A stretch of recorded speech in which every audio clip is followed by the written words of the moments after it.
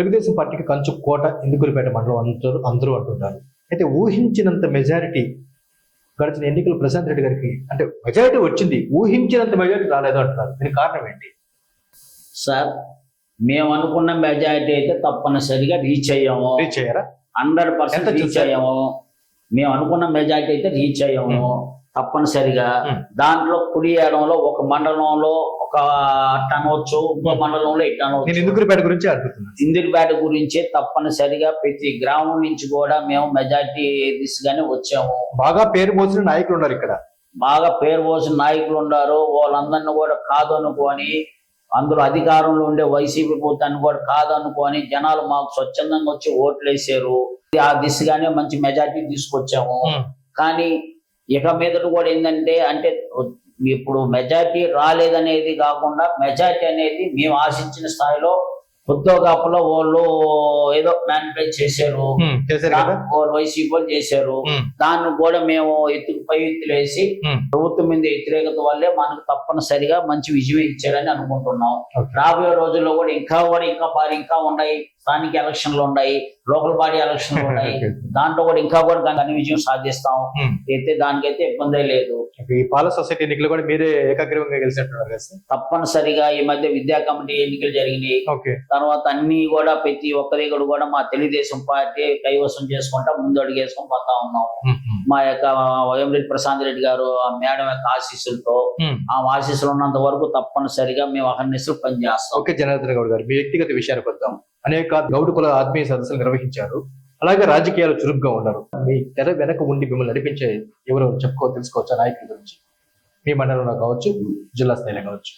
Sir, మా మండలంలో మొట్టమొదట మా ప్రశాంత్ రెడ్డి గారు మా నియోజకవర్గం రావడంతో కూడా మాకు మంచి ఒక వరం అనుకున్నాం. ఓకే, జనార్దన్ గౌడ్ గారికి వ్యక్తిగతంగా ఎవరు సపోర్ట్? తర్వాత జనార్దన్ గౌడ్ గారికి ఇటు నేను ఆల్రెడీ గౌడ సంఘాల్లో పనిచేస్తున్నాను. తర్వాత ఆంధ్రప్రదేశ్ బీసీ సంక్షేమ సంఘంలో గతంలో నేను జిల్లా సెక్రటరీగా పనిచేశాను. అనేక జిల్లాల్లో కూడా నేను మీటింగ్లు పెట్టాం. తర్వాత గౌడ్ కమ్యూనిటీ నుంచి చురుగ్గా పాల్గొంటూ మేడం వచ్చిన కాంచి పార్టీలో బాగా క్రియాశీలంగా ఉన్నాను. నాకు అన్ని విధాలు కూడా ముందుండి నడిపించే విధంగా మా గంగపాటి నుంచి నాయకులు మంచి మోటివేట్ చేశారు. నేను గత 3 సంవత్సరాల కిందటే నేను పార్టీలోకి వచ్చాను. ఆల్రెడీ పార్టీలోకి వచ్చిన తర్వాత కూడా క్రియాశీలంగా నాకుండే గంగపాటి నాయకులు సుధాకర్ రెడ్డి అయితే, వెంకటరమణ రెడ్డి అయితే, వీళ్ళందరూ కూడా కృష్ణారెడ్డి అయితే, వీళ్ళందరూ బ్రహ్మాండంగా నన్ను మోటివేట్ చేశారు. ఇటు వీరేంద్ర అయితే అందరూ కూడా బ్రహ్మాండంగా మోటివేట్ చేశారు. కానీ నాకు ఇంకా అత్యంత విధంగా నన్ను ఎన్నుకుంది, అన్ని విధాలు కూడా ఆదుకొని నన్ను ఇంకా మోటివేట్ చేసిన వ్యక్తి మాకు మాకు యువనేత దూర్ కళ్యాణ్ కుమార్ రెడ్డి గారు, డికేఆర్. దూర్ కళ్యాణ్ కుమార్ రెడ్డి గారు అంటే మాకు అత్యంత అభిమానం. ఒక విధంగా చెప్పాలంటే మై బాస్.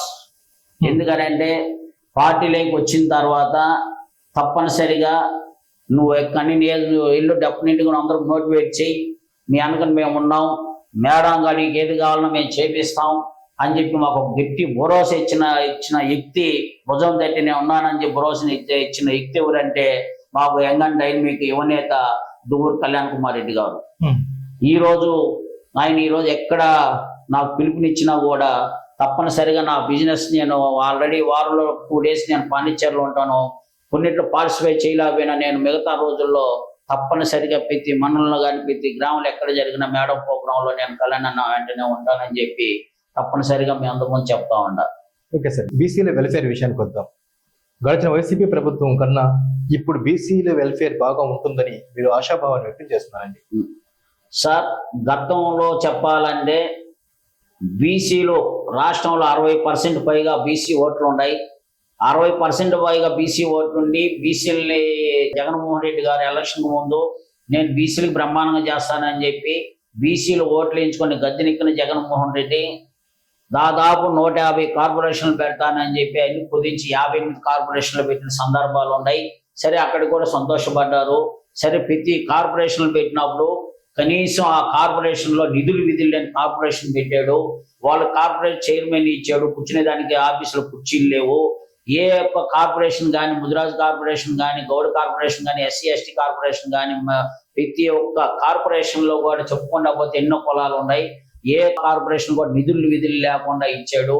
వాళ్ళకి డైరెక్టర్లు ఇచ్చి షోకేసులో బొమ్మలుగా పెట్టాడే కానీ ఏ ఒక్క కార్పొరేషన్ నిధులు లేనప్పుడు ఆ యొక్క కులానికి నువ్వు ఏ విధంగా న్యాయం చేస్తావు అని నేను అడుగుతాను ఒక బీసీ సోదరుడుగా. ఓకే. అదే గత 2014లో మా తెలుగుదేశం గవర్నమెంట్ ఉంది. బీసీలకు అనేక విధాల బీసీ కార్పొరేషన్ ద్వారా ఆదరణ పథకం నుంచి ప్రతి ఒక్క కులానికి రజకులకి అయితేమి, వడ్డీలకి అయితేమి, న్యాయ బ్రాహ్మణులకి అయితేమి, గౌడాస్కి అయితేమి అన్ని కులాలకు కూడా ఆ యొక్క కులవృత్తుల ఆధారంగా సబ్సిడీ లోన్లు ఇచ్చాం. 2 లక్షల నుంచి 5 లక్షల నుంచి 10 లక్షల దాకా సబ్సిడీ లోన్లు ఇచ్చిన సందర్భాలు ఉన్నాయి బీసీ కార్పొరేషన్ ద్వారా. సో అది మళ్ళీ ఇప్పుడు కంటిన్యూ అవుతుందంటారా? మళ్ళీ అదే విధంగా జగన్మోహన్ రెడ్డి ప్రభుత్వంలో బీసీలకి చేయటం విఫలమయ్యాడు.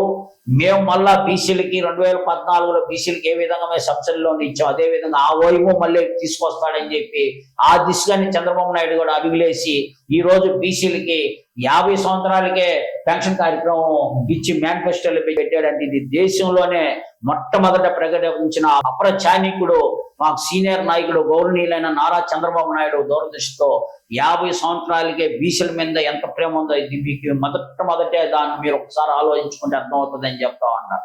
చివరిగా సార్ మీ బీసీల ఆరాధ్య దైవం సర్దార్ గౌతు లచ్చన్న గురించి 2 మాటలు చెప్తాను సార్. ఈరోజు శుభదినం.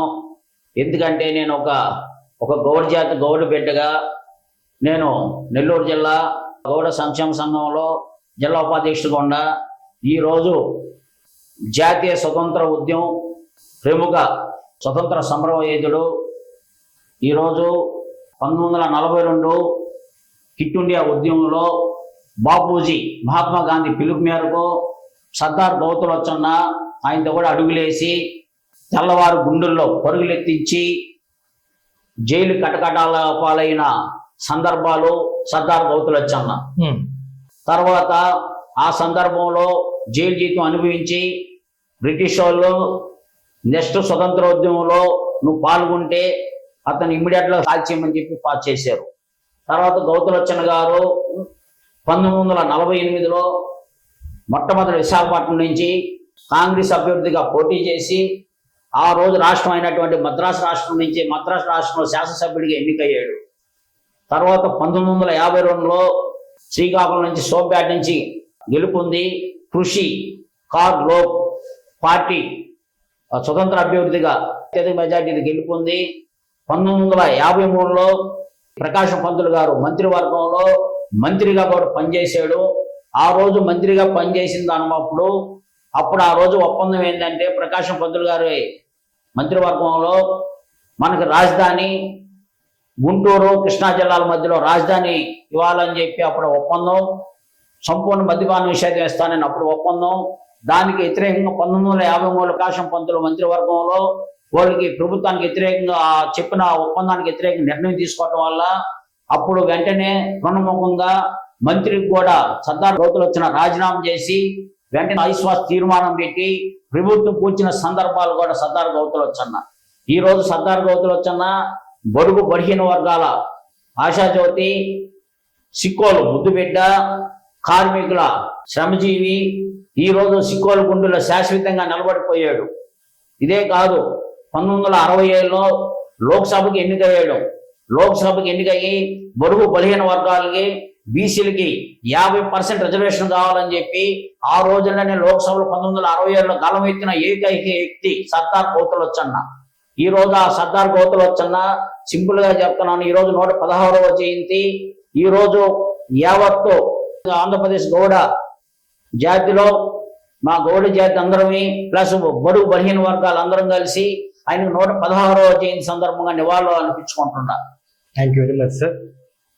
అతి తక్కువ సమయంలోనే గౌతు లచ్చన్న గారి జీవితాన్ని గురించి క్లుప్తంగా వివరించినందుకు, అట్ సేమ్ టైంలో వేమిరెడ్డి ప్రశాంత్ రెడ్డి మరియు వేమిరెడ్డి ప్రభాకర్ రెడ్డి గారి విజయం కోసం మీరు పడ్డటువంటి ఆ కష్టాన్ని గురించి తెలియజెప్పినందుకు, మీ అడుగులో మీకు తోడుగా ఉన్నటువంటి DKR ఊరు కళ్యాణ్ రెడ్డి గారు చెప్పినందుకు, తప్పకుండా మీరు కోరుకున్న విధంగా రానున్న రోజుల్లో మీ కొవ్వూరు నియోజకవర్గం ప్రత్యేకించి ఇందుకూరుపేట మండలంలోని మీ గంగపట్నం గ్రామం మరింత అభివృద్ధి సాధించాలని మన ఛానల్ తరఫున మనసారా కోరుకోవచ్చు. All the best. Thank you.